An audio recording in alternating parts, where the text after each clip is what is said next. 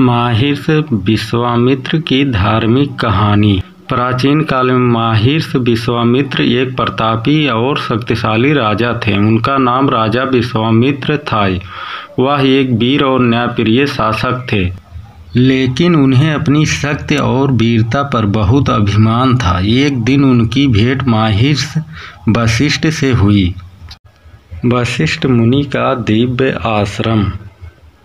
महर्षि वशिष्ठ के आश्रम में राजा विश्वामित्र ने देखा कि वहाँ भरपूर धन धान्य है और सभी सुखी हैं। राजा ने आश्चर्यचकित होकर पूछा कि इतना वैभव कहाँ से आया। वशिष्ठ मुनि ने बताया कि उनके पास नंदिनी नाम की एक कामधेनु गाय है, जो इच्छा अनुसार कोई भी वस्तु प्रदान कर सकती है। विश्वामित्र का अहंकार। राजा विश्वामित्र ने सोचा कि यदि यह गाय उनके पास हो तो उनका राज्य अति समृद्ध हो जाएगा। उन्होंने महर्षि वशिष्ठ से गाय को अपने साथ ले जाने की अनुमति मांगी, लेकिन वशिष्ठ मुनि ने कहा यह गाय उनके आश्रम की सेवा के लिए है और इसे वे नहीं दे सकते।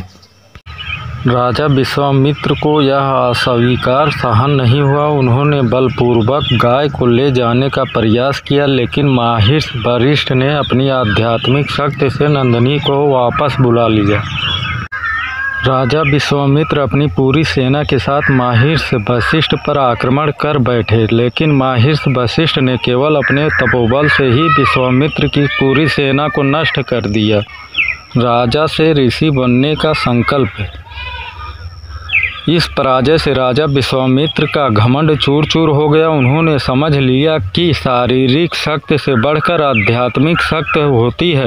उन्होंने अपना राज छोड़कर घोर तपस्या की, जिससे भगवान बारह प्रसन्न हुए और उन्हें राजस्व की उपाधि दी। लेकिन विश्वामित्र को इससे संतोष नहीं हुआ। वे पूर्ण बराहस बनना चाहते थे। मेनका की परीक्षा। देवताओं ने उनका कठोर तपस्या से भयभीत होकर अप्सरा मेनका को भेजा ताकि वह विश्वामित्र का ध्यान भंग कर सके। मेनका की सुंदरता और मोहक वाणी से प्रभावित होकर विश्वामित्र कुछ समय के लिए तपस्या भूल गए और उनके साथ रहने लगे। लेकिन जब उन्हें अपनी भूल का एहसास हुआ तो उन्होंने स्वयं को कठोर तपस्या में लगा दिया। बराहस की प्राप्ति। अंततः अपनी अटूट तपस्या और साधना से उन्होंने अपार सिद्धियां प्राप्त की और भगवान बारह ने उन्हें बराहस की उपाधि दी। जब उन्होंने महर्षि वशिष्ठ से इस उपाधि को स्वीकार करने की स्वीकृति मांगी तो वशिष्ठ मुनि ने उन्हें सच्चे बराहस के रूप में स्वीकार किया।